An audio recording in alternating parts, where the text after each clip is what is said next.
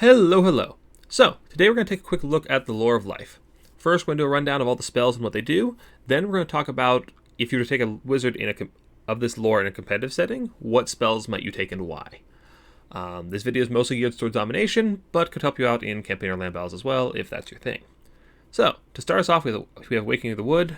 It's just cheap, non-AP explosive, so it's nice for clearing chaff, blobs, light infantry, or cavalry. Doesn't actually have an overcast of any kind, and does have a nice little slowing effect that can be a little useful, but the short duration, combined with the fact that it's kind of a skill shot, makes that slow not super impactful. Earthblood, just a nice cheap AoE heal, good for healing up blobs of your troops, characters, infantry. It's really good on anything.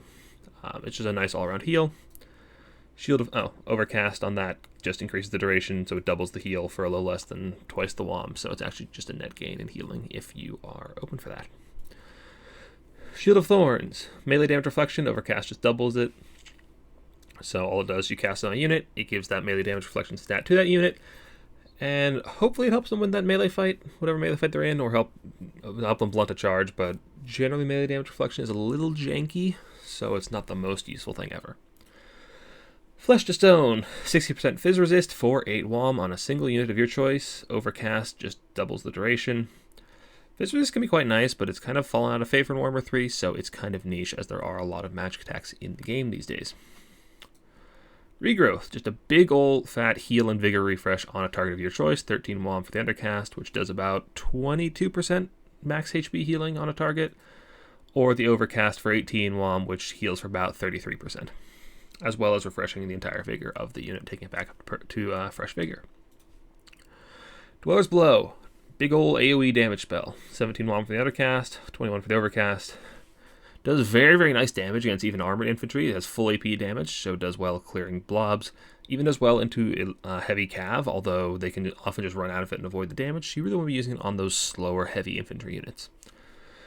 Overcast is completely worthless, as all it does is increase the slow from 25% to 45%, so it's a 20% slow increase for 4 WOM and doesn't affect the damage in any way, so you really never take the Overcast.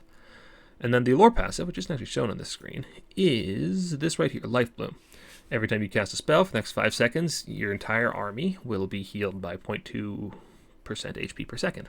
It's actually a pretty nice little passive, and we'll talk about that more in just a moment. So, if we're talking about what kind of spell kit you would take in a competitive setting, in a tournament or on the quick battles, whatever, there are a couple approaches to lore of life, what people take very often. The first one is something like this. You just take Earthblood for nice passive healing, not passive, but nice cheap healing, and then Dwellers Below just to clear out big heavy blobs. Factions like Bretonnia really like this kind of setup because it helps them clear out that heavy infantry they don't have a good answer to, and that's really what Dwellers Below is for a lot of factions, that answer to heavy infantry.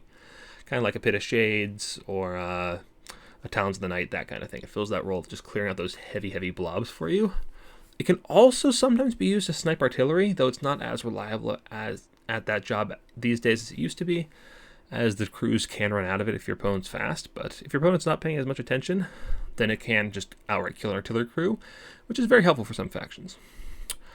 Another setup a lot of people take is just Earthblood and Regrowth for pure healing. Regrowth is a spell that I personally have mixed feelings on. It's only really good when combined with those big single entities or elite units. So a very common pairing would be a Regrowth caster and Imric, for example. Imric on his dragon. Where's Imric? This boy on his big old dragon. Just have that nice healings to keep him fighting for a long time. But personally, I feel like Earthblood is plenty of healing to keep this guy in the fight, or any other big single entity. You don't need that hefty Regrowth. You can just take Earthblood and something else to keep him topped up just fine. Now, the last setup that people take a lot of time is one that's becoming pretty popular lately. Is just Earthblood and Awakening of the Wood and the lore passive. The reason you take these is you just undercast Earthblood and Awaken the Wood pretty much anytime they're off cooldown to trigger the passive as often as possible. The idea being to heal your entire army as much as you can over the course of a game, and this actually starts to add up. Every time you trigger the passive, it's 1% health to your entire army.